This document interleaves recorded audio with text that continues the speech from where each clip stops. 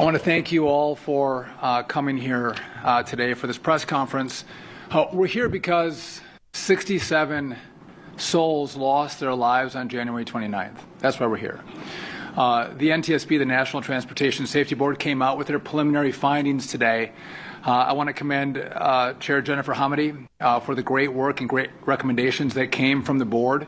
And I want to talk about their recommendations on how we're going to learn from this crash, but also their investigation and their recommendations. So first off, I want to talk about Route 4. That is the route that helicopters take on the Potomac River right off of runway 33. That's where this crash took place. And so I thought Chair Hamady, if I can bring up the graphic here, made an incredibly important point in her press conference.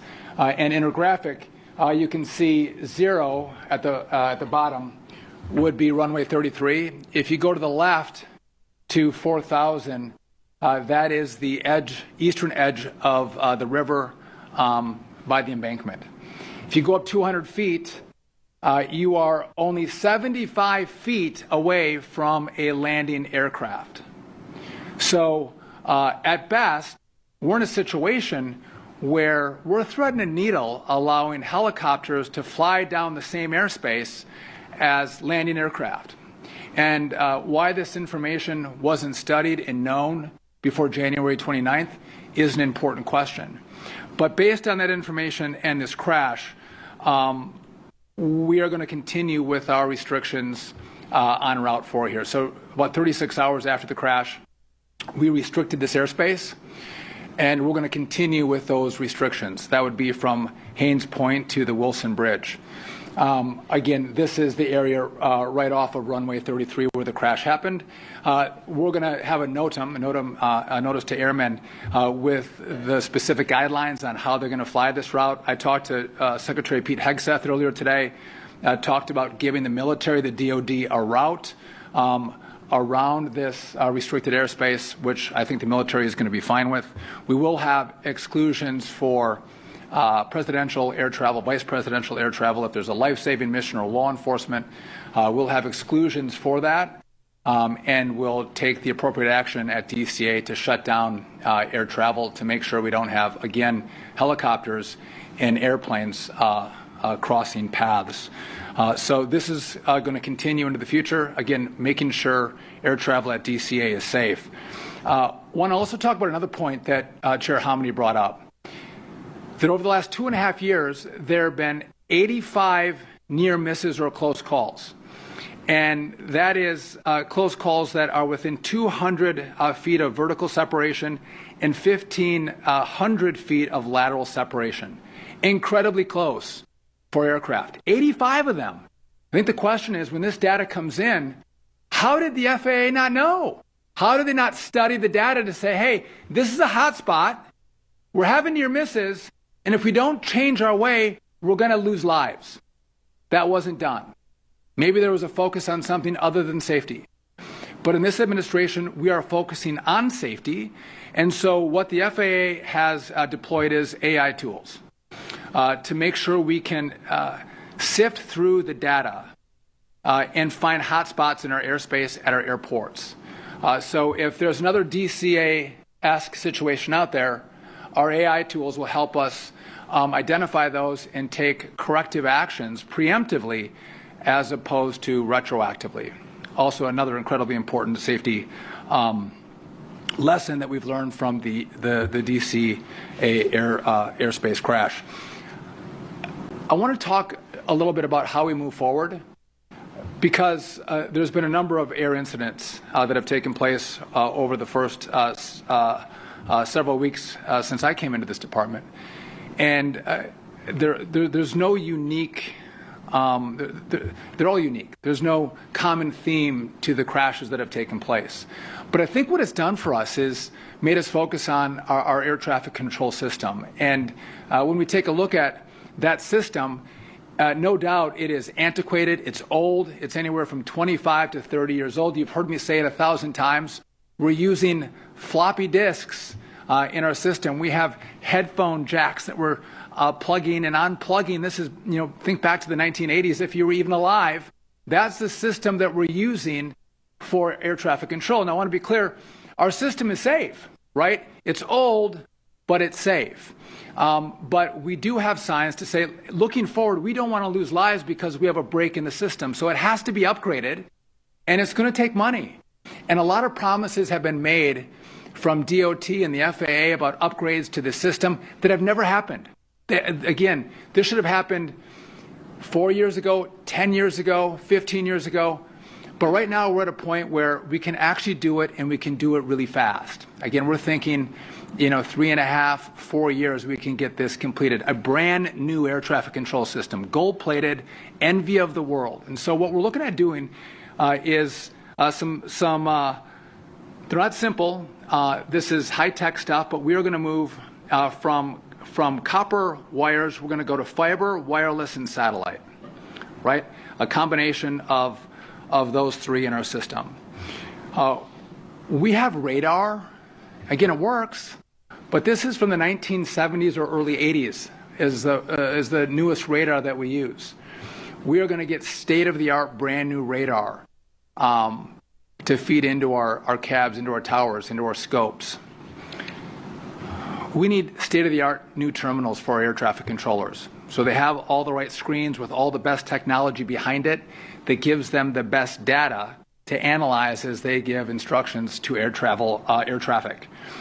And finally, we're going to deploy resources for runway safety, new technology that will allow our air traffic controllers not to use binoculars in the tower to see where aircraft are at, but to actually have ground radar or sensors at our airports that will allow air traffic controllers to see where airplanes are at and better control their movements. We've heard a lot of news stories of just near misses on the tarmac. And how do you alleviate that? Take away the binoculars and give them technology so they can see on their screens where every aircraft is at. And I think by doing this, we are going to greatly improve our safety in the system, but it's also going to improve the efficiency that we have in American air travel, which I think will mean less delays, less cancellations, and again, better safety. Now, just a real quick point. This is going to cost money, and we're in an environment where there's a lot of cost cutting. We're looking for savings everywhere in government, and that's appropriate. I think we have a government that is far too bloated, far too fat. We can go on a diet, but that doesn't mean we don't see points that need investment. And this is a place that we need investment. So in the next couple of weeks, I'm going to come out with this plan. I'm going to share it with the Congress, get their feedback, let them put their fingerprints on it. But then I'm going to come back and I'm going to ask the Congress for all the money up front so we can expedite this process of building out this system. One of the problems is it takes too long. If you go 6, 8, 15 years, Congresses change, money changes, priority changes, administrations change, technology changes, and they do fits and starts. They start to upgrade technology, and it never gets completed. It's not that the Congress never gave any money. It's not that the FAA didn't want to do the upgrades. It just takes too long. So they have to give us the money. We're going to lay out our plan to actually do it really quickly. And again, this is the time when you lose 67 lives.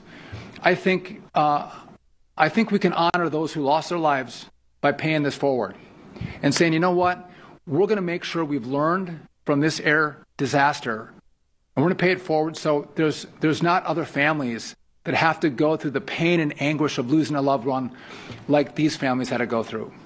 And I think that's how we honor them. That's how we pay it forward. And we do it by fixing the system and making it better and making it work. So again, to the recommendations that the NTSB have given us off this crash, we are adopting. We accept them. We were actually doing them 36 hours after the crash. And we'll look forward to hearing more from the NTSB as their recommendations and investigations continue. And with that, happy to take any questions you may have for me. Thanks.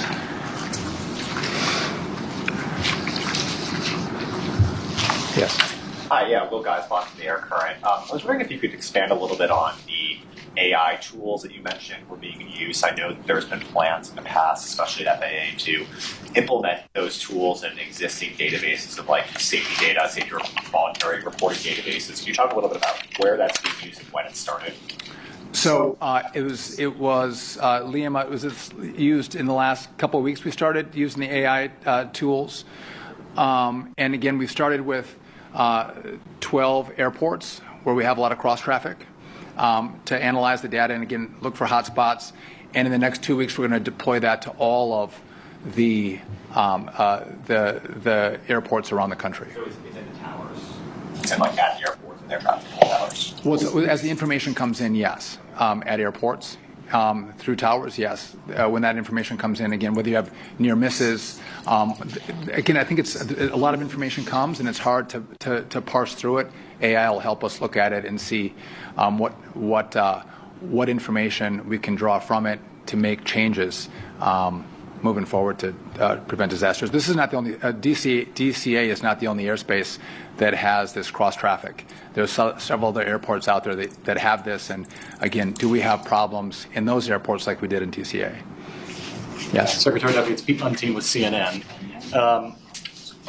When you think about the fact that the NTSB says there was 15,000 close calls over a 3-year period, 85 of them very close, how upset does that make you? And does it say that the FAA should have been looking at some of that more closely, because a lot of that sounds like it was publicly available data?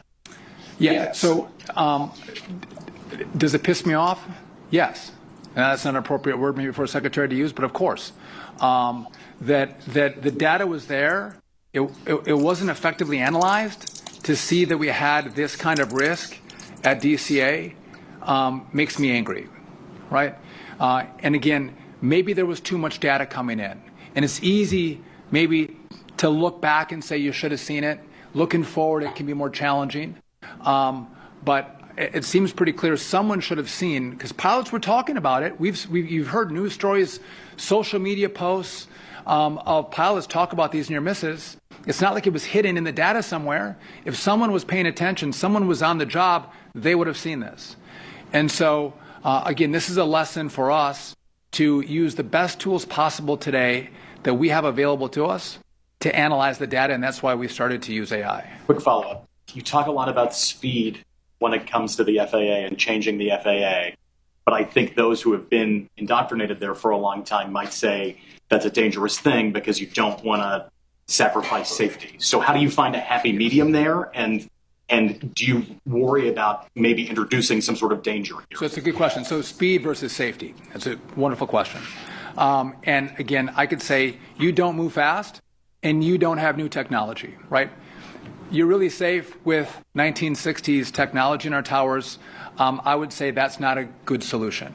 And so if you look at building out fiber, using wireless, using satellites, that can happen at the same time as we're still using our old fiber network, right? We're building it out. We can, in many places, we can put up our new radar at the same time we're using the current radar. It'll take some time to switch over, but we can do those two things at the same time. After fiber's laid, we can then come on the backside, choreographing how we do it and start building out our terminals for air traffic controllers, right? So it has to be, many things can happen at the same time, but other things have to be choreographed. And again, the switchover and the training that goes into it is going to have to be done right, but we can't continue with the same system, right? And the reason it's not done is not because of money, not because there wasn't a will, but because we get killed by time. So you have to move fast. And you can train. Listen, it's America. 4 years is still a long time to do this. To get people trained up, to get the technology deployed, to build the state-of-the-art air traffic control system, I think we can't accept anything but that.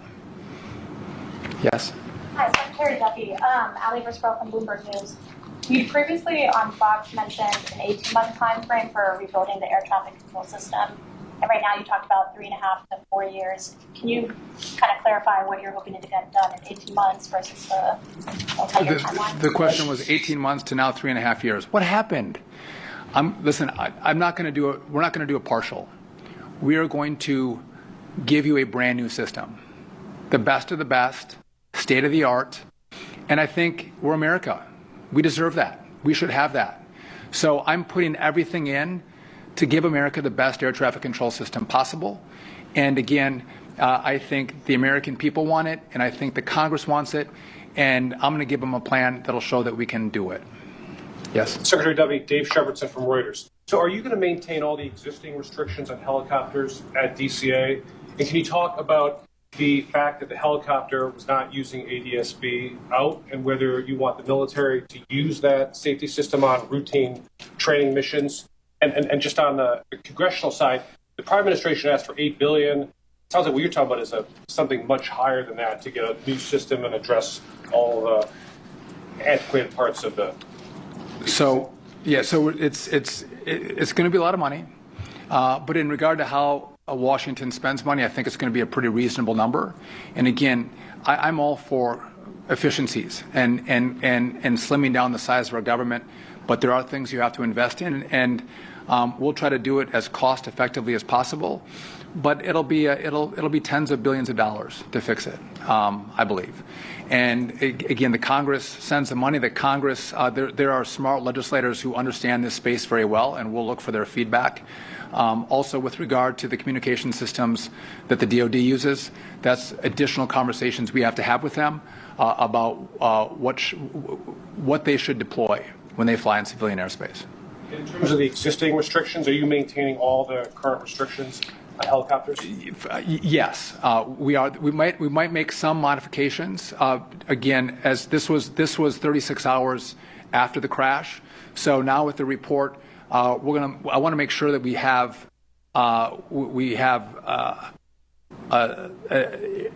airplanes landing and taking off effectively and efficiently from DCA while maintaining safety. So there's a couple of caveats I may have to make, but never in a space where we're going to have airlines and helicopters crossing paths.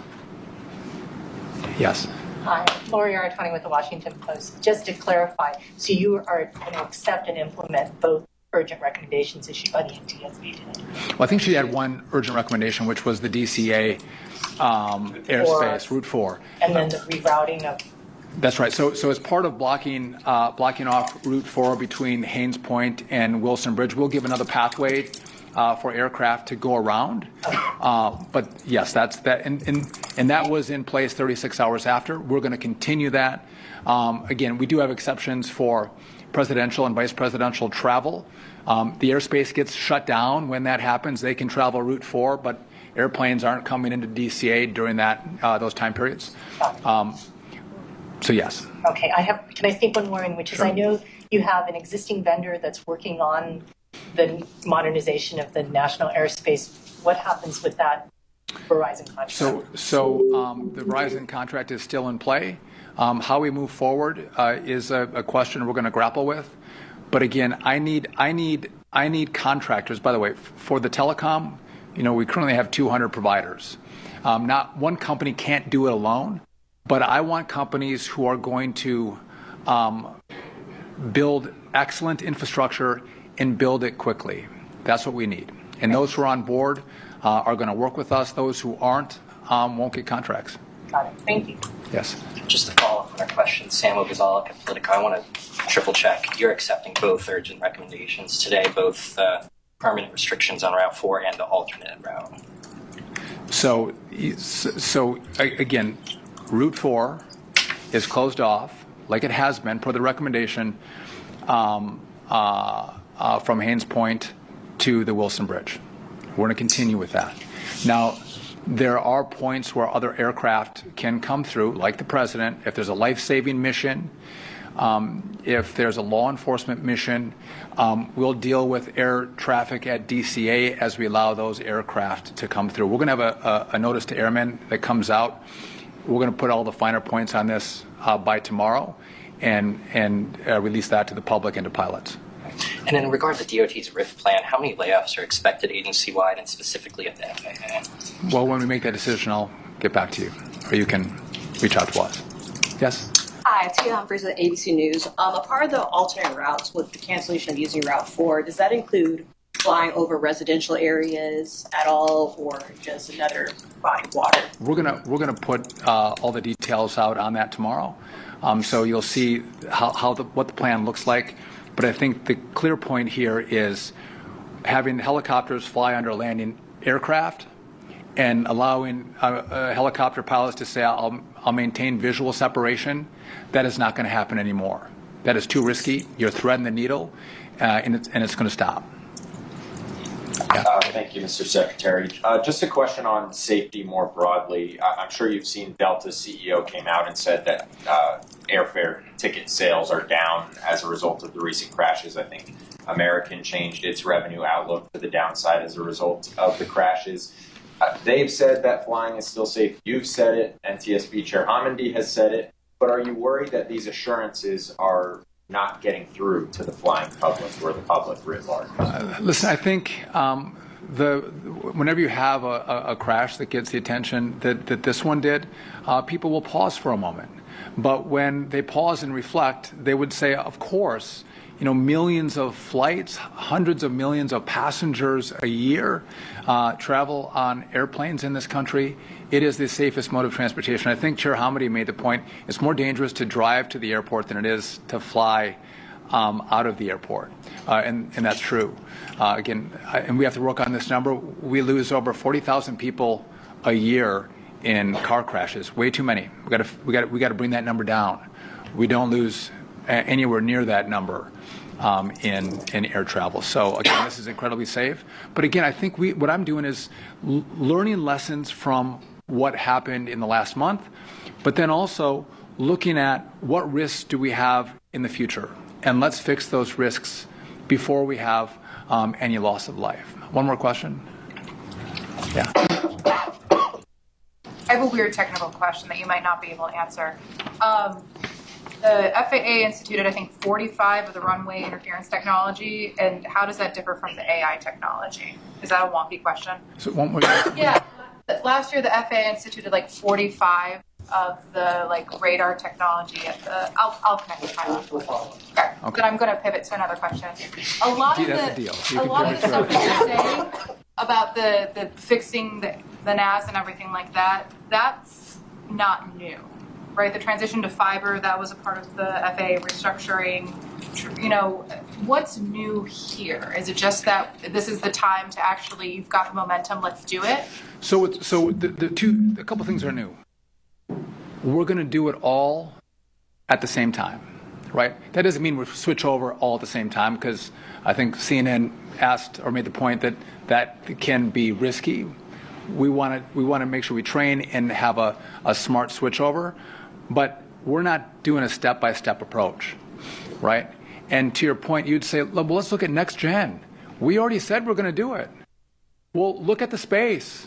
Talk to an air traffic controller. Talk to pilots. Talk to CEOs of airlines. It hasn't been done. And so our mission is to have, and I've made this call, and I've had a lot of feedback. I want some of the best engineers, some of the best minds in America to help us think through how we can do this really quickly. Again, we can lay fiber. It can be done quickly, but those who lay fiber can't put us at the back of the line. We can't come before every other customer that they have. They should put us at the front of the line to make sure they do our work first. And again, with that kind of focus, I think the promises that have been made for over a decade that have never come to fruition can actually happen. And again, I would just note that President Trump moves at a different speed, and he brings in different talent to help accomplish the goals of his administration, and we're going to tap into that talent. Southwest did a 2-year upgrade of their system. Huge overhaul. They had an old system as well. And I've talked to the CEO of Southwest, and he said, I'll share with you what I did right. I'll share some of the mistakes that we made so you won't make them yourself. But the whole industry is cheering us on to make this happen. And again, I want to use the taxpayer money well, but we don't want to shortchange this effort. This is a moment in time that we can pay these lives forward and fix a system that was broken, and again, do it quickly. One more. On Verizon, you said the contract's in play. Do you anticipate that $2.4 billion contract to Verizon being renegotiated? Could you see part of it going to Starlink or some other company? So I need action. I need people to move.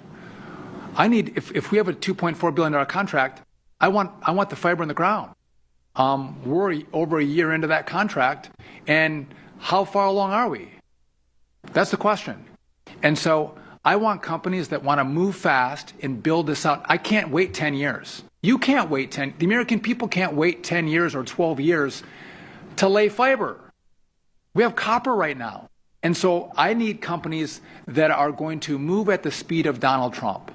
And those that want to do it, they want to put the effort in and say, we're the company that can do this for you and with you. Those are the companies that I want to hire. And now, may that be Verizon? Maybe. But if I'm looking back, they're not moving fast enough. I need companies that are going to move fast. And it's not going to be one company. We're going to need a lot of companies to buy in and help build out this system. And so I want to thank you all for coming out. Stay tuned. 10 days, 2 weeks. We're going to roll this out, give it to the Hill, put a price tag on it, and we're going to start the work of building a brand new air traffic control system that will be the envy of the world. And with that, thank you very much.